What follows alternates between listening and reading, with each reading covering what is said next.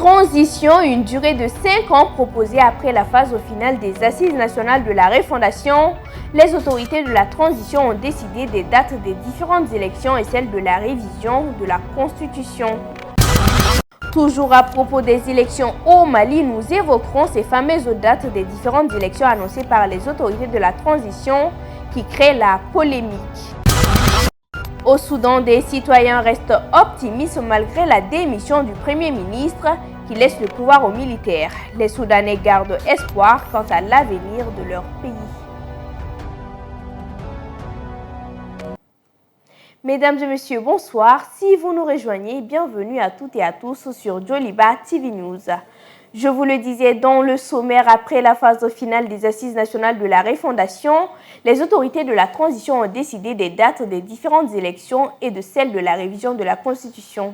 Des dates qui ne font pas d'unanimité au sein de la classe politique malienne et de la CEDEAO en attendant la tenue de son sommet extraordinaire ce dimanche 9 janvier 2022. Adama Sanogo nous en dit plus. Attendue par une majeure partie de la population, la phase finale des Assises nationales de la refondation a permis aux autorités de la transition de prendre des décisions, notamment la date des élections présidentielles prévues en janvier 2026, législatives et sénatoriales en mai 2025, territoriales en juin 2024 et la révision de la Constitution en décembre 2023. Des dates qui n'ont pas tardé à créer une polémique au sein de la classe politique malienne. En effet, une dizaine d'organisations politiques maliennes ont rejeté ce dimanche 2 janvier 2022 la durée de la transition de 6 mois à 5 ans proposée par le ministre malien des Affaires étrangères Abdoulaye Diop à la communauté économique des États de l'Afrique de l'Ouest CEDEAO. Dans leur communiqué publié ce dimanche, ces organisations politiques ont vivement rejeté la mise en œuvre de toutes ces réformes. Elle déplore le prolongement de la transition pour une durée cumulée de 6 ans et 6 mois qui viole la charte de la transition. Les politiques regrettent que ce chronogramme n'a pas fait l'objet de discussions et exhortent les autorités en place au respect de leur engagement passé. Ils signalent également une tentative de confiscation du pouvoir par les autorités de la transition. Pour apaiser un peu la tension et trouver une porte de sortie à ces problèmes, le médiateur de la CEDEAO, Goodluck Jonathan, est attendu à Bamako, la capitale malienne, ce mercredi 5 janvier 2022. Un sommet extraordinaire des chefs de l'État de l'organisation est prévu également ce dimanche 9 janvier 2022. Toujours par rapport aux conclusions des Assises nationales de la refondation, les autorités maliennes ont informé la CEDEAO de la prolongation de la transition jusqu'en 2025. Une décision qui fait grincer des dents au sein de la classe politique. Elhadji Malick Guité a rencontré des responsables politiques, suivant son reportage. Tel que proposé lors des Assises nationales de la refondation, le gouvernement malien a décidé de prolonger la transition de 5 ans, soit jusqu'en 2026. Le nouveau chronogramme a été proposé à la communauté économique des États de l'Afrique de l'Ouest CEDEAO. Au sein de la classe politique malienne, les avis sont divergents. Moi, j'estime que c'est un faux débat parce que le peuple souverain du Mali s'est exprimé par rapport à la question lors des Assises. Et un mandat avait été donné au gouvernement de la République du Mali de pouvoir nous dire concrètement en combien de temps, variant entre 6 mois et 5 ans. Parce que nous ne pouvons pas aujourd'hui se permettre de se mettre à dos avec les institutions de Bretton Woods, de la communauté internationale, de la CEDEAO et se mettre en marche démocratique. Et le gouvernement a vu, même dans l'organisation des élections crédibles, avec un bon président, avec des bons maires, avec des bons conseils communaux, avec de très bons législateurs, il va falloir du temps, il va falloir organiser tout ça. Au lendemain de cette nouvelle, le cadre d'échange des partis politiques pour une transition réussie a manifesté son mécontentement dans un communiqué et qualifie cette décision de confiscation de pouvoir. Au-delà de la durée, la démarche, elle aussi, pose problème. C'est un chronogramme unilatéral que le gouvernement lui-même a décidé d'aller proposer à la CEDEAO sans l'aval du peuple malien, sans l'aval des acteurs politiques. Et ce chronogramme n'engage que les autorités de la transition. Nous ne le reconnaissons pas. La CEDEAO, dans un communiqué, a dit prendre acte de cette décision du gouvernement malien. Un sommet extraordinaire sur la situation au Mali se tiendra le dimanche 9 janvier 2022 à Accra, au Ghana. Lors de ces assises dites de la refondation, les participants ont recommandé une prolongation de la période de transition, une prolongation allant de 6 mois à 5 ans. Le point, c'est avec Fanta Diarra et Ibrahima Guindo. Le ministre malien des Affaires étrangères Abdoulaye Diop s'est rendu au Ghana ce vendredi 31 décembre 2021 à la sortie des travaux des Assises nationales de la refondation de l'État. Cette visite a pour objectif présenter les résolutions des dites assises au chef de l'État ghanéen, président en exercice de la CEDEAO. À la fin de ces assises nationales de la refondation, les autorités ont proposé une prolongation allant de 6 mois à 5 ans, dans le but d'intégrer toutes les filles et fils du Mali dans un dialogue franc et direct afin d'atténuer les querelles infécondes qui tendent à approfondir le processus de transition en cours. Après les nombreuses consultations réalisées à l'échelle communale, puis la capitale malienne, la ville de Bamako, qui a commencé du lundi 27 décembre et terminé le jeudi 29 décembre 2021. Quelques citoyens se prononcent. C'est les Maliens qui connaissent leurs problèmes et c'est à eux de résoudre leurs problèmes. Si la transition vient à faire 5 ans, moi je ne vois pas de problème. La CEDEAO doit suivre les Maliens. Ceux qui ont le pouvoir maintenant, s'ils ont la solution, je pense qu'on peut faire les 5 ans avec eux. Tel est mon point de vue. Moi je pense que 5 ans c'est un peu trop pour une transition. Une année c'est bien. C'est raisonnable et puis c'est discutable. Parce qu'on a même une transition de 5 ans, c'est un peu trop. Il faut un peu à la baisse. Quant à l'organisation ouest-africaine, un sommet extraordinaire de ses chefs d'État sur la question est prévu ce dimanche 9 janvier 2022. C'est le médiateur de la CEDEAO pour le Mali, Goodluck Jonathan, l'ancien président nigérian, qui est attendu dans le pays ce mercredi 5 janvier 2022. Toujours dans le même contexte, nos reporters s'y sont entretenus avec un politologue-chercheur. Il s'agit de Balan Diakité qui nous donne son avis sur le chronogramme proposé. C'est toujours avec Fanta Diarra et Ibrahima Guindo. Depuis le 18 août 2020, suite à la démission du président Ibrahim Boubacar Keïta, le Mali a connu une phase transitoire dirigée par les putschistes au pouvoir. Qu'est-ce qu'une transition? Balan Diakité, politologue, nous donne des détails. Une transition, c'est une période de courte durée qui marque le passage d'une étape vers une autre étape sur le plan politique. Et donc, dans la plupart du temps, les transitions interviennent lorsque le peuple aspire à une rupture de gouvernance, lorsqu'on veut passer d'une gouvernance délétère vers une gouvernance salutaire. L'actualité oblige. Suite au chronogramme publié ce 31 décembre 2021 qui a créé une polémique au sein de la classe politique malienne, notre interlocuteur fait une analyse de la situation. De façon traditionnelle, la transition c'est de courte durée, à la limite 6 mois, une année, maximum 2 ans. Voilà. Mais une transition de 5 ans c'est la durée d'un mandat et leur donner la possibilité d'aller jusqu'à 5 ans dans le cadre d'une transition, ce n'est pas sans risque parce que dans la plupart du temps, les périodes de transition s'accommodent avec une restriction des libertés privées et des libertés publiques. Quand on parle de réforme, il faut du temps aussi. Mais à mon avis, 3 ans, 2 ans, c'est largement suffisant. Notez que depuis 2020, le Mali a connu 2 coups d'État en date dernière, mai 2020. Ces assises nationales de la refondation ont pour but la tenue des élections et le retour d'un gouvernement civil au pouvoir. Toutefois, Goodluck Jonathan est attendu ce mercredi 5 janvier au Mali. Revenons un peu dans le bain du nouvel an. L'année 2021 aura été marquée par de vives tensions au Mali, l'insécurité grandissante, les grèves successives des enseignants ainsi que les crises diplomatiques sont entre autres les maux qui ont bouleversé le système socio-économique au Mali. Au vu de tout cela, nous avons tenu à rencontrer des citoyens dans la ville. Ils ont exprimé leurs vœux de changement positif pour ce nouvel an. C'est un reportage de Chekoumar Mariko.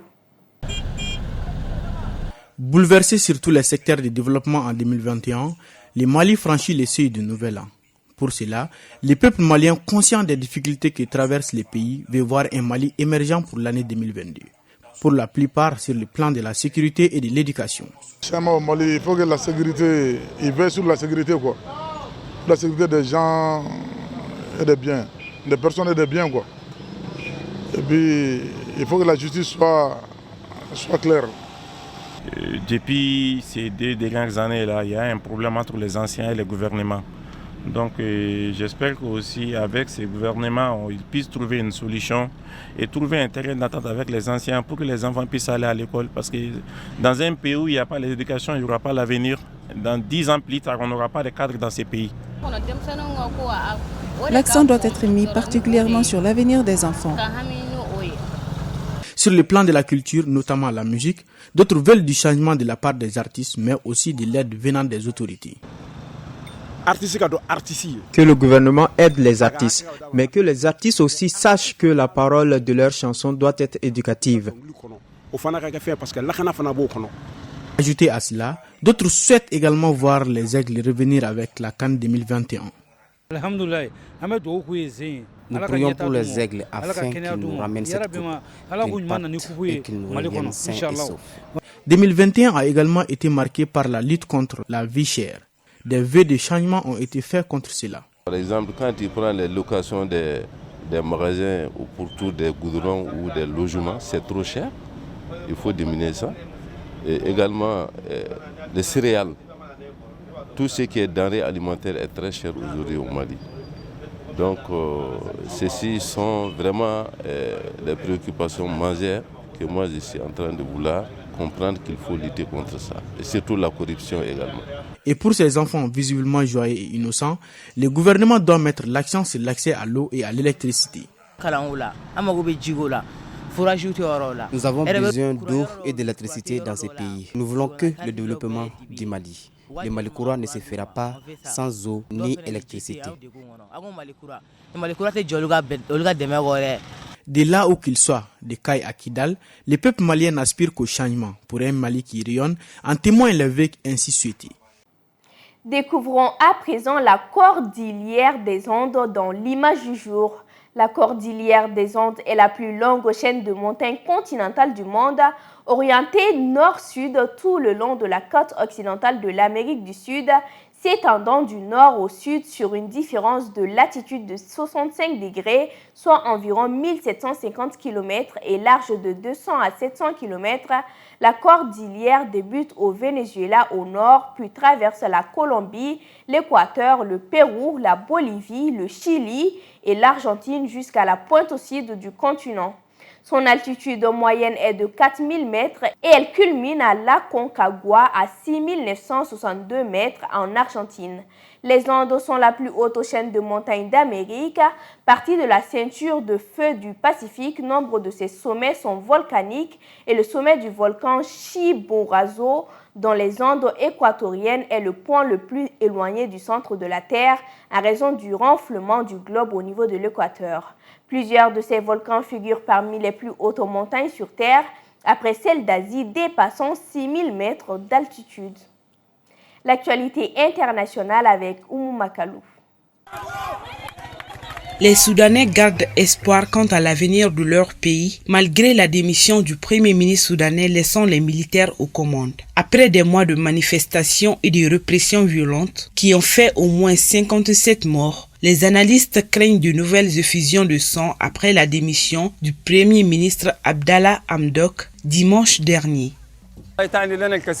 La démission d'Hamdok signifie beaucoup pour nous. Hamdok est un homme que le pays tout entier approuvait. Après sa démission, nous avons le sentiment que le Soudan a perdu une personnalité importante qui était approuvée par la communauté internationale et le peuple soudanais. Nous espérons qu'il reviendra dans la période à venir en tant qu'indépendant et deviendra le président soudanais.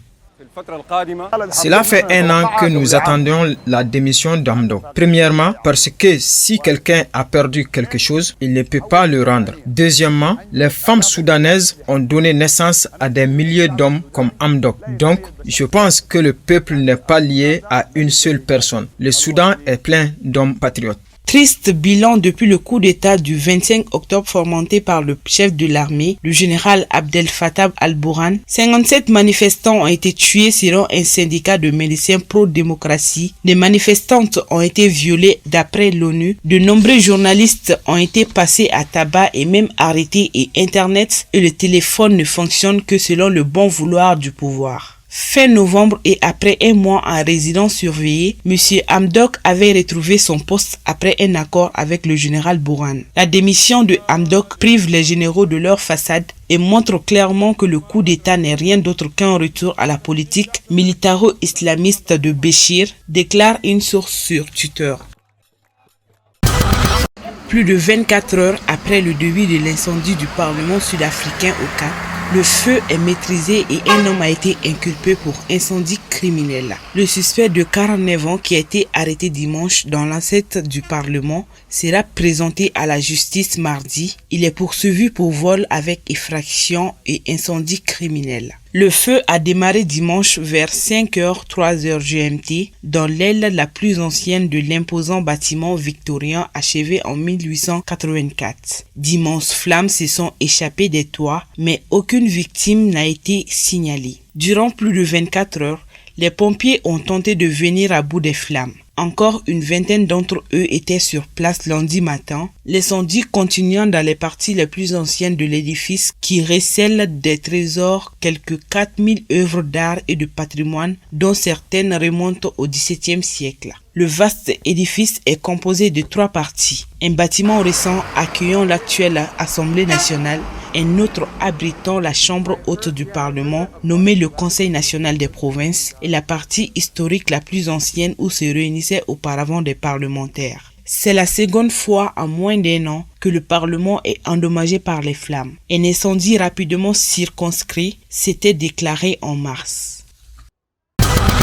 En France, les élèves ont repris lundi le chemin de l'école pour une rentrée marquée par l'incertitude et les défis que le variant Omicron fait peser sur l'enseignement.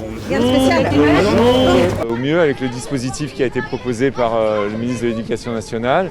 Moi, mon enfant il est en CM2, il a reçu sa première vaccination, il va avoir sa deuxième le 13 janvier. Parce qu'il y a quand même des enfants qui ont été hospitalisés et puis surtout il faut freiner la contamination, je crois que c'est le mot d'ordre. Il y a eu le Covid en septembre, on a passé 13 jours enfermés avec l'école, avec sa mère, c'était pas très facile parce que c'est plus simple de faire l'école avec des professionnels, donc ils préfèrent, c'est toujours un peu conflictuel de faire l'école avec son enfant et puis nous on peut pas bosser. Et donc elle est contente d'être avec ses potes et d'être avec une maîtresse. Sur le plan du protocole sanitaire, pas de grands changements pour cette rentrée scolaire à risque. Le niveau 3 est maintenu dans les écoles élémentaires, tout comme le niveau 2 dans les collèges et lycées, afin de réduire le brassage entre les classes et les niveaux. En revanche, il n'y a plus de fermeture de classe dès que l'on atteint 3 cas de Covid. Une fermeture pourra cependant avoir lieu en fonction de la situation et en présence par exemple d'un très grand nombre de cas, précise le ministère. Le syndicat d'enseignants du primaire réclame, eux, le retour à la politique de fermeture d'une classe dès le premier cas positif, mesure qui n'est plus en vigueur depuis le 29 novembre. La 3e édition du Salon international de l'artisanat du Mali, Siama, a connu son épilogue ce dimanche 2 janvier 2022, après 10 jours d'exposition et de promotion du savoir-faire malien et africain. Le bilan de cette 3e édition en termes d'affluence de chiffre d'affaires est élogieux au regard des statistiques des organisateurs. Le point sur le bilan de cette 3e édition avec Youssouf Koné et Cheikh Oumar Mariko. Les lampions se sont éteints sur la 3e édition du Salon international de l'artisanat du Mali Siama, tenu du 23 décembre 2021 au 2 janvier 2022 au Parc des Expositions de Bamako. À l'heure du bilan, les résultats obtenus auront été plus que satisfaisants. La 3e édition du Siama a enregistré 1130 exposants, répartis dans 465 stands climatisés, 100 stands bâtis et 22 stands dédiés à la restauration qui a été fortement prisé par les spectateurs et visiteurs. Ces stands ont été installés dans 9 pavillons. Les exposants ont réalisé à la date du 30 décembre 2021 un chiffre d'affaires déclaré de 297 875 325 francs CFA, Les autorités de la transition à travers le Premier ministre Choguel Kokala Maïga se sont félicitées de la réussite de cette 3e édition qui aura tenu toutes ses promesses. Chers artisans, le Salon international de l'artisanat du Mali est le cadre idéal de promotion des produits et services du secteur de l'artisanat, mais également de brassage, d'interpénétration des communautés et d'intégration africaine. J'ai pu affirmer à ce stade que malgré le contexte de la double crise sécuritaire et sanitaire, cette 3e édition du Siama a tenu la promesse des fleurs. Le pari n'était pas gagné à l'avance, mais il est heureux de constater que le succès est allé au-delà des espérances. Le maire de la commune 5 du district de Bamako, quant à lui, a salué l'affluence de cette 3e édition dont l'éclat a été rehaussé par la visite de nombreuses personnalités du pays. Cette 3e édition a été une grande réussite par la qualité des exposants et des produits. Le public toujours présent avec lequel l'échange a été particulièrement riche, fécond et même participatif. Les passages des personnalités de la République, des responsables d'institutions, des diplomates en poste au Mali, a donné à ce salon une autre dimension et une valeur inestimable. Cette cérémonie a été saisie par le président de l'Assemblée permanente des chambres de métiers du Mali pour formuler quelques recommandations à l'endroit des autorités afin de promouvoir davantage le secteur de l'artisanat au Mali. Nous sollicitons la prise d'un texte régissant le port du textile de fabrication locale lors des cérémonies officielles organisées au sein des institutions et administrations publiques. Dans le même ordre d'idées, nous demandons l'organisation d'une journée nationale dédiée au port des textiles fabriqués au Mali. Pour accélérer la cadence de la production nationale du textile, il est nécessaire d'orienter les investissements vers la création d'usines et d'unités de production de fils. Nous sollicitons l'institutionnalisation du Siama avant la 4e édition prévue en 2023. Précisons que cette cérémonie de clôture a également été l'occasion pour les organisateurs de décerner des prix aux artisans qui se sont démarqués au cours de cette 3e édition du Siama. Fidèles téléspectateurs, c'est la fin de cette édition. Merci à vous de l'avoir suivi. Excellente suite de programmes sur Joliba TV News.